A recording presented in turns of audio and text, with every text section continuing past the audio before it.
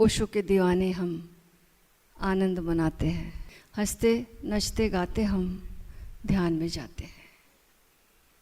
Basically हमारा मूल स्वभाव आनंद ही है और हम खोज भी रहे हैं, चाहे जिस रूप में खोजें, चाहे धन के रूप में खोजें, चाहे पद के रूप में खोजें, चाहे प्रतिष्ठा के रूप में खोजें, हर रूप में हम छद्म रूप से छिपे हुए आनंद को ही खोज रहे हैं। और ये हमारा आनंद खो गया है। कैसे खो गया है? हमारा मूल स्वभाव है वो कैसे खो गया है? हमारे भीतर जो मूल स्वभाव है उसमें कुछ परतें जम गई हैं। इसलिए वो जो हीरा जो हम लिए बैठे हैं उस पर मिट्टी की परतें जम गई हैं। और चूंकि मिट्टी की परतें हैं इसलिए बड़ी आशा है, क्योंकि हीरा तो शाश्वत है, ड्यूरेबिलिटी है इसकी। शाश्वतता के कारण ही हीरा की इतनी कीमत है, क्योंकि हीरा एक जैसा ही रहता है, शाश्वत है वो। और मिट्टी उस पर जम गई है जो कि क्षणभंगुर है, उससे वो घुल सकती है, वो झाड़ी जा सकती है, हटाई जा सकती है। इसलिए बड़ी आशा है कि हमारे हीरे स्वभाव पर अगर मिट्टी की परतें जम गई हैं तो हमें उसे आसानी से हटाने की विधियां मौजूद हैं। योग में जो भी विधियां हैं इसी परतों को हटाने की विधियां हैं कि हमारे हीरे को जो हम लिए बैठे हैं इस पर जो परतें जम गई हैं मिट्टी की, परत दर परत, जैसे प्याज के छिलके परत दर परत निकालें तो बीच पीछे क्या बचेगा? वो मूल स्वभाव हीरा स्वरूप है। एक बार श्वेतकेतु गुरुकुल में पढ़ने गया है, गुरुकुल से शिक्षा लेकर लौटा है, अपने पिताजी के चरणों को छुआ है। उसके पिताजी ने बोला, बेटे बगीचे में जाओ और वो वृक्ष लगा है उसका फल ले आओ। श्वेतकेतु बोला, बिल्कुल जी पिताजी, और लेकर वो फल लेकर आता है। पिता कहते हैं, बेटा इस फल को तोड़ो। बेटे ने उस फल को तोड़ा, फल तोड़ा तो अनेक बीज निकले। पिताजी पूछते, ये क्या है? बोला श्वेतकेतु बीज है। अब पिताजी ने बोला, बीज को भी तोड़ो। अब बीज को भी तोड़ा, कुछ नहीं था। पिताजी पूछते, ये क्या है? तो बोले, यहाँ तो पिताजी कुछ नजर नहीं आता। पिता ने कहा, जहां कुछ नजर नहीं आता, इस शून्य में से, इसी से ये बीज, इसी से ये पेड़, इसी से ये फल लगे, और ये फल से फिर बीज, और फिर बीज से फिर इसी शून्य में समा जाता है सब कुछ। हमारा होना भी ऐसे ही परतों में है। इसी शून्य से हम आते हैं और चीजें विकसित होती हैं, और उसके बाद वापस उसी शून्य में हमारा जाना हो जाता है, जिसको कि जैन टर्मिनोलॉजी में कहें तो हम सब निगोध से आते हैं और हम सब मोक्ष में चले जाते हैं। आते भी वहीं से, चले भी वहीं चले जाते हैं। इस आने की जगह में, इस शांत और इस निराकार और इस शून्य स्थान में एक संगीत गूंज रहा है। वो संगीत को अगर हम पकड़ लें, उसके धागे को पकड़ लें, उसे पकड़ते हुए उसकी एक किरण को पकड़ लें, तो उसे पकड़ते हुए हम वापस उसी स्थान पर जीते जी पहुंच सकते हैं जो कि मृत्यु पश्चात हम पहुंचते हैं। इस जीते जी पहुंचने की अवस्था का नाम ही समाधि है। कैसे हम जीते जी जहाँ से आए हैं वहीं जाने का अनुभव ले लें, इस अनुभव का नाम ही समाधि है। और इस समाधि को सुनने में ये जो शून्य का संगीत गूंज रहा है, यही एक रास्ता है। और सारे रास्ते चाहे कोई रास्ता हो, इसी रास्ते तक लाने के लिए हैं। चाहे कोई ध्यान टेक्निक कोई हो, कोई सी विधि हो, चाहे कोई सूफियाना हो, चाहे कोई और किसी धर्म की टेक्निक हो, लेकिन कोई भी टेक्निक है, सारी टेक्निक्स जो हैं वो यहाँ तक लाने के लिए है। कैसे इस संगीत को सुनने में हम सक्षम हो जाएं, कैसे अब सुनने के लायक हो गए तो सुनने की कला, फिर कैसे इसे सुनना है, कैसे इसे सुनना है। उपयोगिता की दृष्टि से नहीं सुनना है, ऐसे सुनना है जैसे एक बच्चा अपनी माँ की लोरी को सुनता है, प्रेम से सुनना है। जब हम प्रेम से सुनते हैं तो हम इससे जुड़ते जाते हैं, इसकी ओर खींचते चले जाते हैं, और हमारा जो झूठा जो परत दर्द व्यक्तित्व है, परत जो जम गया है, वो मिटता चला जाता है, और एक दिन हम पाते हैं कि उस शून्य निराकार अवस्था ने हमें खींच लिया है। हमारा जो अहंकार स्वरूप है वो विलीन हो जाता है उसमें।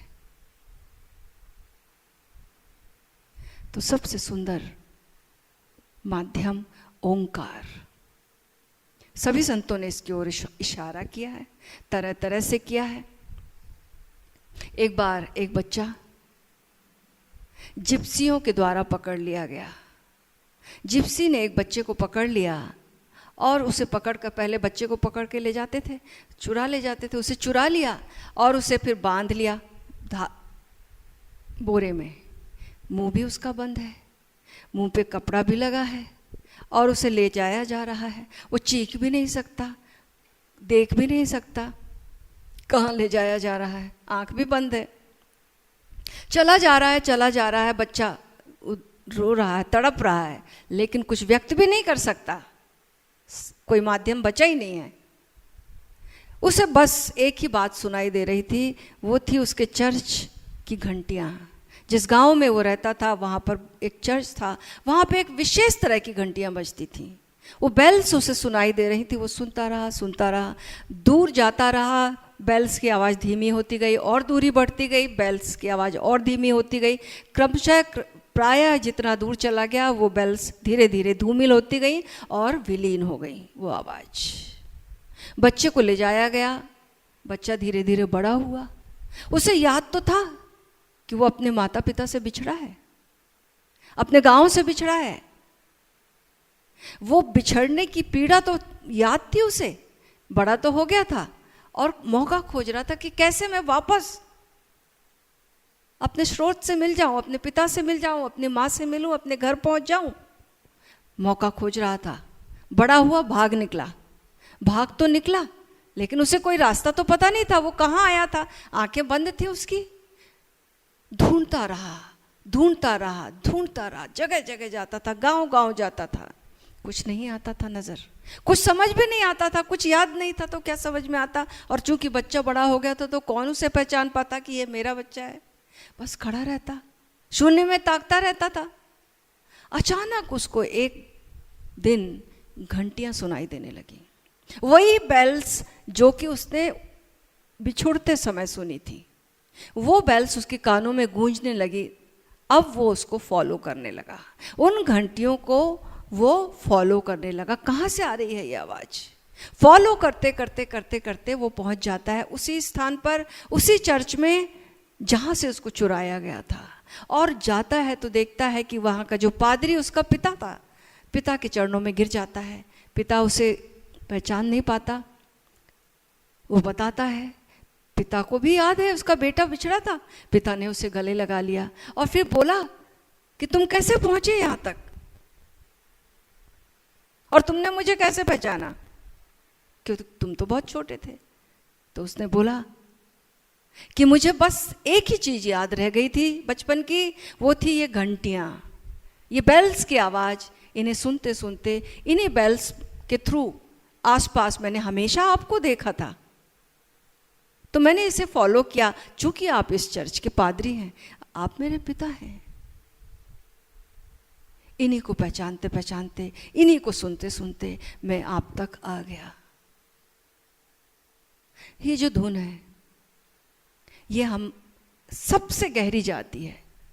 शब्द भूल जाओगे आप, कि ऐसे भी देखो, आप गीत की कोई धुन याद करो शब्द आप भूल सकते हो, कि बरसों पहले कोई गीत सुना था, शब्द नहीं याद रहेंगे लेकिन वो धुन आ जाए तो आपको धुन तुरंत याद आ जाएगी कि ये धुन है, ये सुना था कहीं। आज ही ऐसा हुआ, यहाँ पर सतोरी मंदिर में एक धुन बज रही थी लास्ट में आफ्टर डायनेमिक, उसके बाद कुछ बज रहा था, मैं घूम रही थी प्रकृति के सानिध्य में, तो सुनाई दिया मुझे, एकदम से मुझे याद आया ये सुना हुआ, सुनती गई वो ड्रम्स को सुनती गई, फिर सुनाई दिया ड्रम्स के थ्रू वो आवाज़ सुनाई दे रही जो धुन बजती थी, वो ऑर्केस्ट्रा की वो धुन थी जो ओशो जब माउंट आबू में स्वयं शिविर लेते थे तब वो लाइव बजती थी। उस समय की वो धुन एकदम से कहाँ बसी होगी, कितने भीतर कितने अंतरतम में। तो धुन हमारे सर्वाधिक गहनतम केंद्र में बसी हुई है, बस सुनने की कला चाहिए, हमें कुछ करना नहीं है, बस जैसे उस धुन को सुनते हैं, उस गूंज की धीमी आवाज़ को सुनते हैं, उस आवाज़ को सुनते सुनते वो तेज होती जाएगी और हमें एक दिन वो आवाज़ स्वयं अपनी ओर खींच लेगी और हमें अपना स्वरूप, भूला हुआ स्वरूप याद आ जाएगा और हमें पता चलेगा हम तो हीरा लिए बैठे थे और हम नाहक भिखारियों की तरह घूमते थे। ये हीरा हमारा स्वभाव है। कबीर साहब जिसको कहते हैं ना, हीरा पायो गांठ गठियायो, बार बार बा को क्यों खोले, मन मस्त हुआ तो क्यों बोले।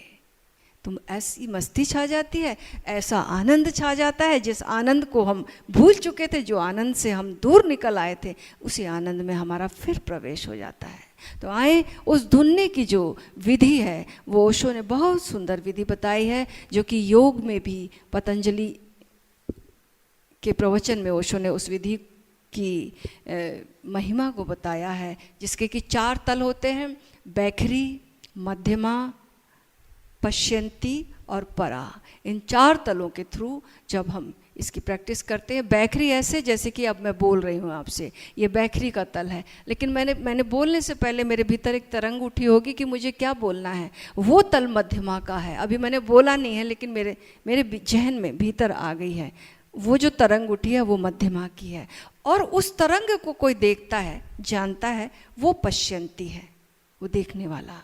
और उस पश्यंती के पार वो जो हमारा अस्तित्व है, निराकार शून्य अस्तित्व, परा, इस परा तक ये ओंकार की विधि हमें ले जाती है। तो आइए सदगुरु ओशो की अमृतवाणी सुनेंगे, उसके बाद हम ध्यान में उतरेंगे। ओशो ने और सब ने जो इशारा किया है इस गीत के लाइन के साथ हम सब उसके बाद प्रवचन सुनेंगे। आप सब दोहराइएगा ताकि आपके भीतर ये धुन चली जाए। ओशो का समझो इशारा, सुनो सब ओंकारा,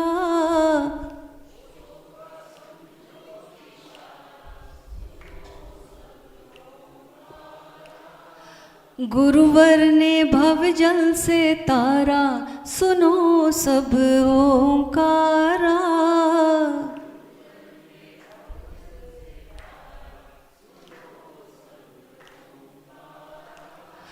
ओशो का समझो इशारा,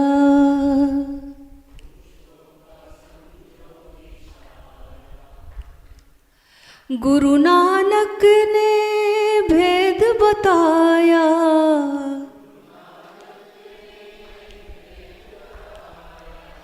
गुरु नानक ने भेद बताया,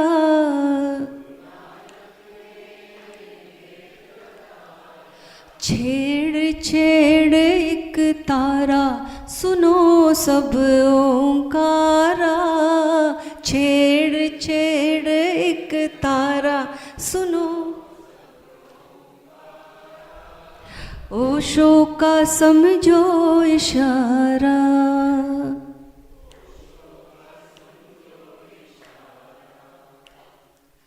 श्री कृष्ण गीता में बोले,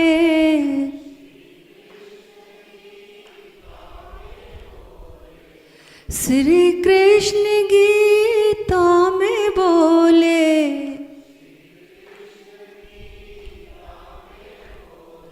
ओम है रूप हमारा, सुनो सब ओंकारा।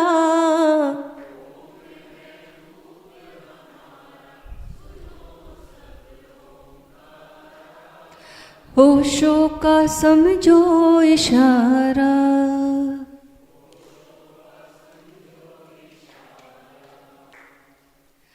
बाइबल में जीसस ने बताया,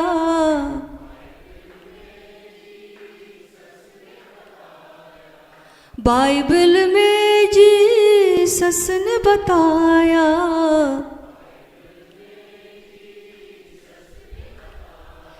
शब्द से सृष्टि की धारा सुनो सब ओंकारा, शब्द से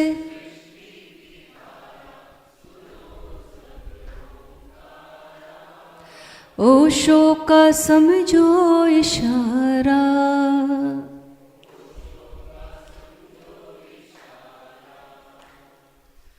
पतंजलि का सार यही है,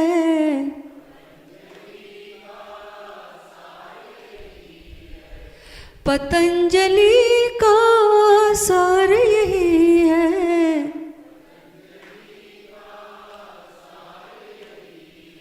वेदों का ये ही इशारा सुनो सब ओंकारा,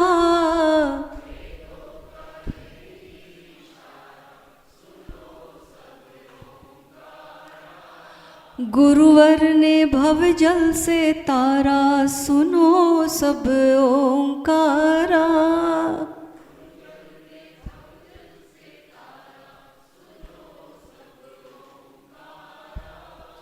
ओशो का समझो इशारा।